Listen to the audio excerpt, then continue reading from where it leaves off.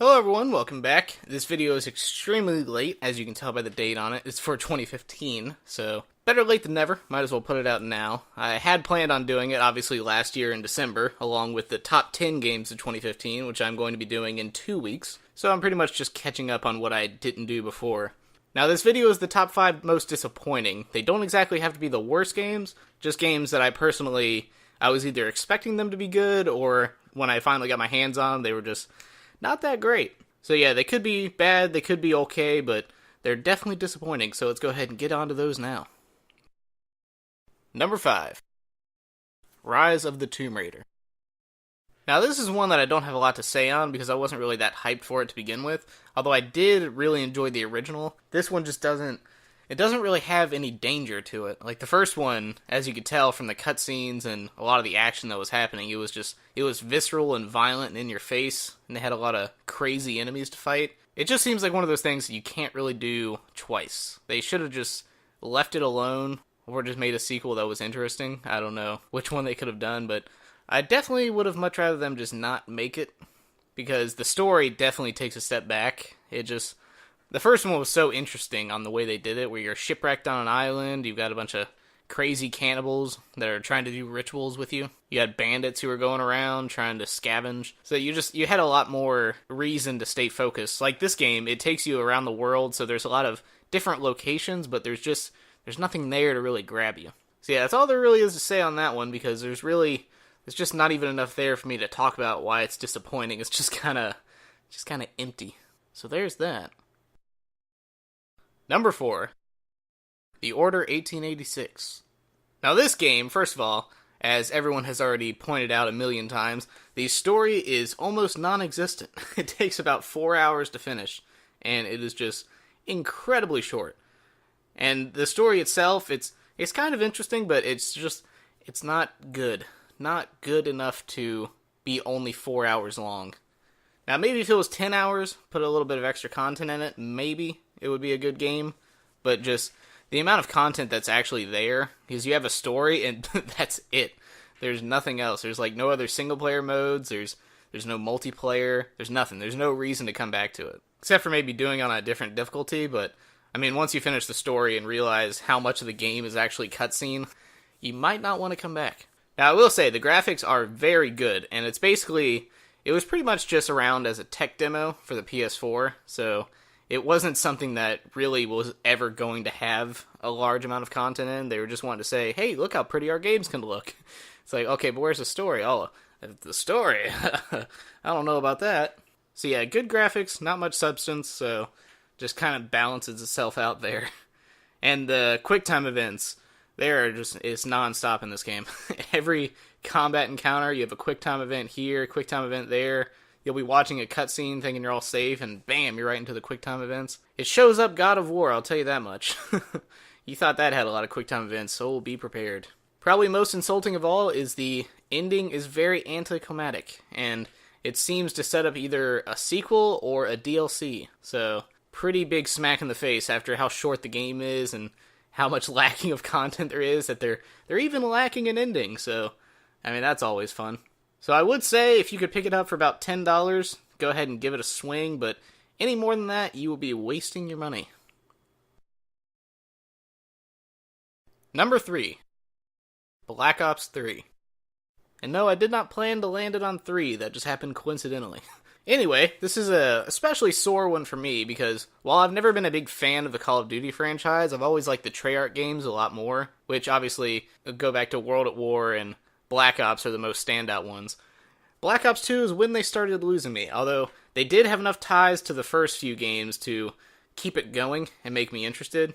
And then Black Ops 3 comes along and oh boy, it has absolutely nothing to do with any of the previous games. I mean, I've tried to, I don't know if I'm just missing something, but I don't think it has anything to do with the previous games. It has zombies in it, cool. That story continues to follow along with the original survivors. But outside of that, I haven't seen anything in the story, because at least Black Ops 2, you had the son of Mason who's going around fighting robots and whatnot. But this one just, it doesn't seem like it fits. It's the same thing with Call of Duty Ghost, where it took place completely outside of the Modern Warfare franchise, And then you get smacked with Infinite Warfare, which takes place completely out of both franchises, has nothing to do with Modern Warfare or Ghost. So I just don't know what they're doing. Story-wise, they're just not following any of the games anymore. They're all separate entities, and it's just very frustrating. Because that's one of the few things that keeps me involved in any of the Call of Duty games. Like Modern Warfare, that had a good story. The Black Ops franchise used to have a good story. Now it's just abysmal. Let's talk about the story for a second. It is all over the place. It is absolute nonsense. And it's so cookie cutter that it is very... I couldn't be any less interested in it as I was playing it. So, I mean, that's a bad sign right there. I was just playing along like, cool, all right. I guess we're killing these guys. Oh, there's robot implants in me. Oh, nice. They're going array. Oh, I'm so interested. So yeah, it has a lot more in common with Advanced Warfare than Black Ops 2, which is not good when it shares the same name. At least Ghost had a different name, and Infinite Warfare had a different name. This is Black Ops 3, so assuming it's going to follow the Black Ops franchise and not just ride on the name, which I guarantee is what they did, and it makes me lose a little respect for them, I will say. Now, the zombies are obviously pretty good. They always seem to come out strong, but the multiplayer is just absolute nonsense as well. It is all over the place. It is a very clear attempt to copy from Titanfall, because Advanced Warfare, it had some similar Titanfall movements in it, but I actually did enjoy Advanced Warfare a lot more than Black Ops 3 or Infinite Warfare's multiplayer, because the dashing seemed to be a lot more under control, and I don't think there was any wall running. I may be wrong on that. But it was fast, but there was more control to it, and it wasn't as frantic. And now in Black Ops 3, you have like these slides, you have wall running, you have boosting in the air, which is not a jump, it's like a jetpack. I don't want jetpacks. That's what was good about Titanfall, is that you do the quick double jump. And again, in Infinite Warfare, they do the jetpacks again, and it's just stop. It's nowhere near, like, when you compare the wall running in Titanfall and the movement speed in that game compared to Black Ops 3 or Infinite Warfare, it's not even close, so I don't even know why they're trying to compete. Because the maps, they just aren't big enough. That's the one thing that Titanfall, you'll notice, is that the maps are typically huge. So you have a lot of room to grapple hook and wall run and double jump and slide around on a Titan. So it's just them trying to copy in a way that they really shouldn't, and they should just stick to what they're good at, which is on the ground, shooting with guns, no wall running, get out of the futuristic setting. Titanfall's already doing it way better than you. So yeah, with all of that, I will say it is by far, for me, the worst game in the franchise, and this is having played Infinite Warfare, which I'll get into next week, which I'm not too against it, I will say. But this game, is a huge step back in the Black Ops franchise, and outside of completing the story or maybe picking up the zombie DLCs, I might never touch it again, which is saying something because I've always gotten the Season Pass for World at War, Black Ops, and Black Ops 2. I don't even think I'll touch the DLC on this, unless they can give me a crazy discount and drop it down to about $15 for all of them. Number 2. Star Wars Battlefront. Now, this game is actually one that I played for a decent amount of time, but I hit a brick wall when I realized that there's really no reason to continue, because there was enough to do there to keep you interested for the first few weeks, but after that, you just run out of things to do. First of all, I'd like to mention the lack of Clone Wars, which is probably the biggest smack in the face of the whole thing. I would have probably forgiven it if it just had the Clone Wars and the Galactic Wars, if they had them both in the same game. I probably would have forgiven any of the other complaints, because that would at least add twice as much variety, because now you can either play as a clone or a droid, so you'd have different characters to choose from. You'd have the super battle droid with the wrist rockets. Those are always a fun thing. You'd have the droidicas rolling around. So it would at least ease some of the tension that I have about it. And speaking of things that is lacking, the number of planets in this are absolutely abysmal. I mean, if you count the Death Star, which is in the DLC, it eventually goes up to 8. Or actually, I think it's 5, because Jakku didn't count as one of the expansions. So you have the Outer Rim expansion, you have the Bespin expansion, the Death Star expansion, and the last planet, I think it's called like Scarif or something like that. It's from Rogue One. So you eventually do get up to 9 planets. But let's step back there, and that is assuming that you buy all of the DLC, which is $50. So keep that in mind. But if you want the base game, that is 4 planets right there in the base game. Technically, Jakku is free, so that'd be 5. But assuming you haven't downloaded anything, that is 4 planets. And that is completely ridiculous. That is just insane. Because I pulled up the stats from the first game. The first game actually had 10 planets on the disc right away. And those were almost all different maps. They were completely their own map. They had their own environment, everything like that. Then in Battlefront 2, the base game had 17 planets. And that's not even including any of the space missions that they had in that game. And the DLC, I think, added 22? It was either 21 or 22. It was somewhere around there. Because that was the one that added the new Sith character and Kit Fisto with his bubble shooting ability. Which I definitely miss. I want to play that game again right now that I think of it. So it has, I mean, the graphics are great. Let's just get that out of the way. The game looks really good. The animations are good. The too many Wilhelm screams, I can't stand it. I wish there was a way to turn that off, though. I don't even know how to tell you how much I hate the Wilhelm scream when I see it in movies or TV or anything. Haha, look, it's the Wilhelm scream. It's classic. I don't care. Get it out. I don't want it in anything. There's always one per movie, and it takes you out of the experience completely. Completely immersion breaking. I don't want to see it anymore. I know the movie industry is not going to stop because I'm saying it, but I hope more people speak out against it because it is the worst sound effect. And it's always that terrible bit rate on the sound. It just kills me. It's always that, just stop. I can't, it's hard to even play this game when you hear a Wilhelm scream every 2 seconds. It's like, at least put one per match if you're going to put it in there.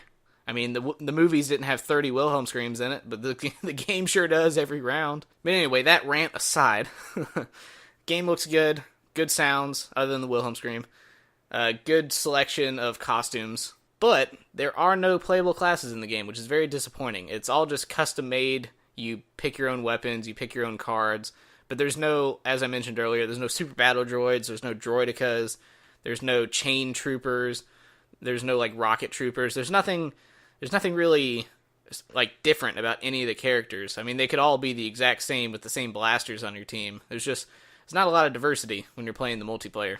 Again, going back to the lack of Clone Wars, there is also a lack of vehicles because there's only one era. I mean, when you have 2 eras, you're obviously going to have vehicles from both eras, so you'd have more of a selection there, but I don't know what, I'm assuming it's money saving. I know that they're already planning on a sequel, so I hope the sequel brings in some Clone Wars, because I know they're going to start focusing on the new movies, like The Force Awakens, which I'm actually pretty hyped to play as Kylo Ren, not going to lie. Which addresses another complaint that I have, that there are only 2 lightsaber-wielding characters in the entire game, and all the DLCs. It's just Luke and Darth Vader, which I know in the original, they were the only ones that had it, but back to the lack of Clone Wars, if you had that, you would have more lightsabers. So, it really frustrates me that the lightsaber is such a mainstay of the franchise, and it's completely glossed over in this one. Because what if you don't want to play as them? What if you don't like their playstyle? What if you want to play as someone else? Different abilities.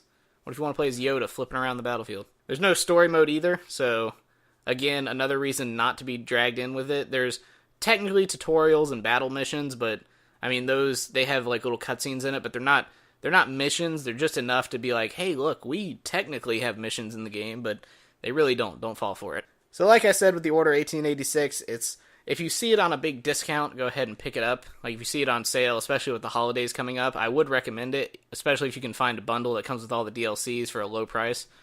Because it's not a terrible game, and it's at least going in the right direction. Because the first Battlefront game didn't have any space battles. It did have 2 different wars in it. It had the Clone Wars and the Galactic Civil War, but I mean, you got to take what you can. Definitely complain about it. You should write in. You should complain that there's so much lacking from this game, and hopefully they'll improve on the next one. But for right now, it is definitely a disappointment on a whole. And finally, the number 1 most disappointing game of 2015 is Halo 5 Guardians. Easily the biggest disappointment of the year.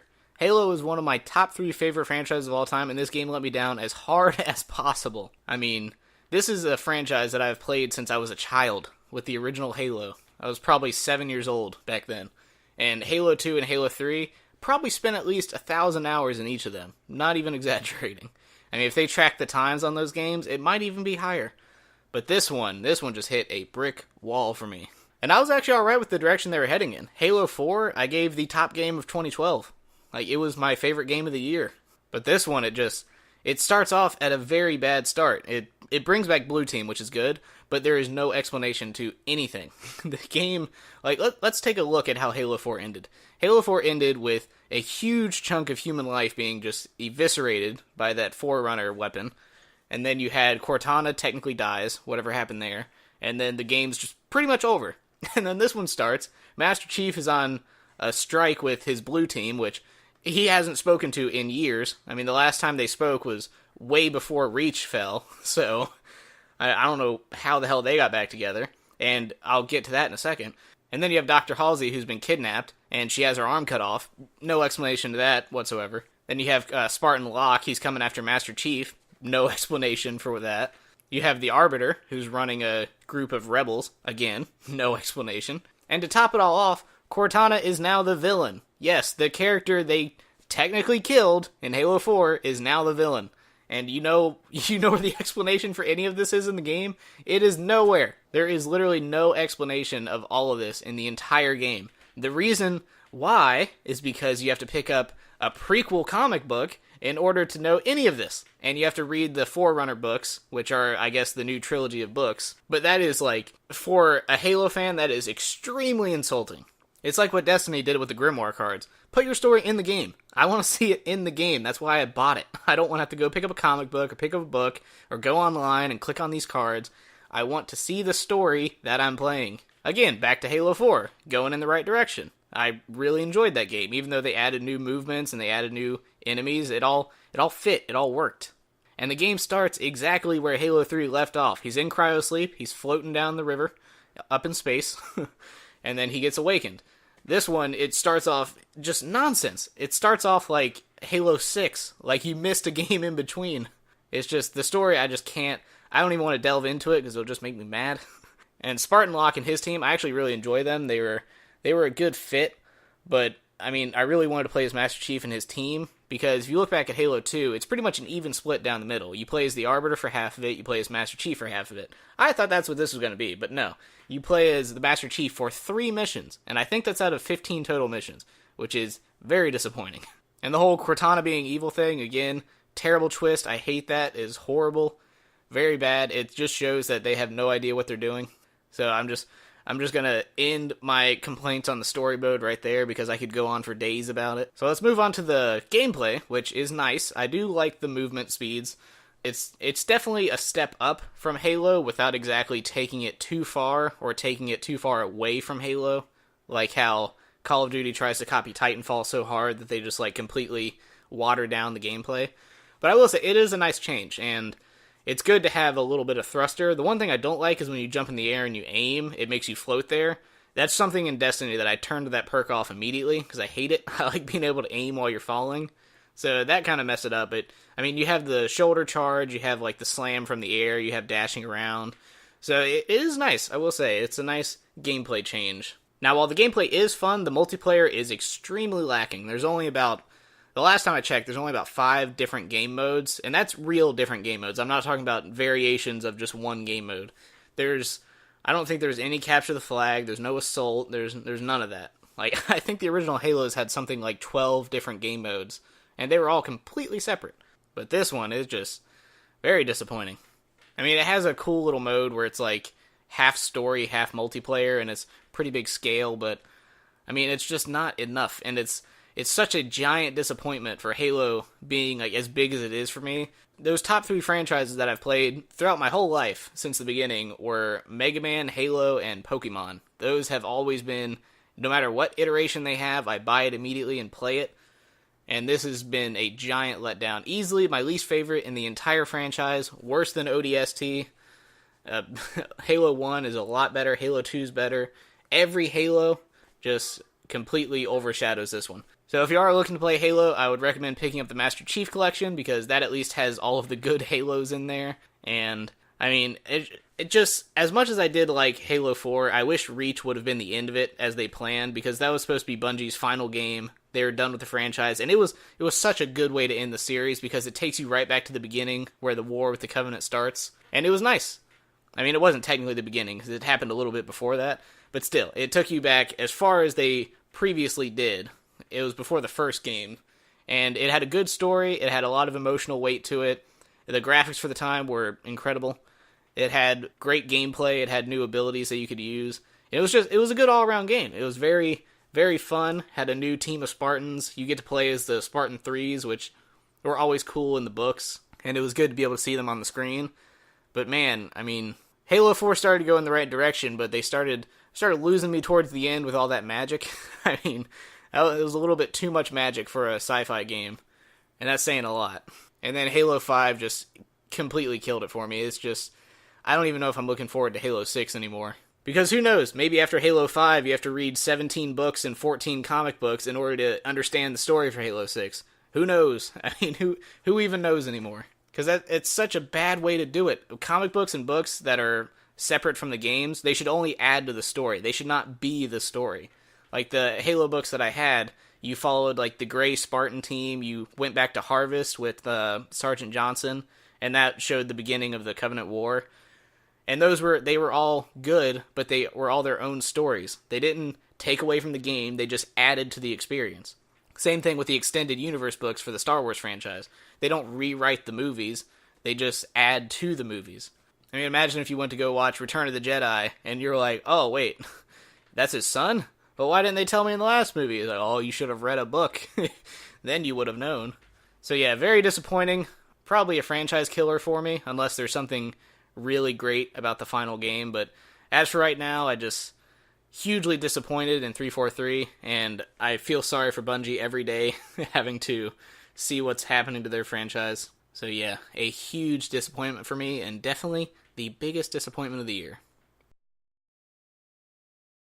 Alright, so there's the video. Now, next week I will be having the top 5 most disappointing games of 2016, and then the following week will be the top 10 best games of 2015, and then the final week will be the top 10 best games of 2016. Now, the first two for 2015 may seem a little out of date, but as I mentioned earlier at the start of the video, but these are ones that I'm catching up on now, and hopefully in previous years I don't fall back again, but it's no guarantee. At least this year I'll have 2015 and 2016, so it'll all be up to 2017 next.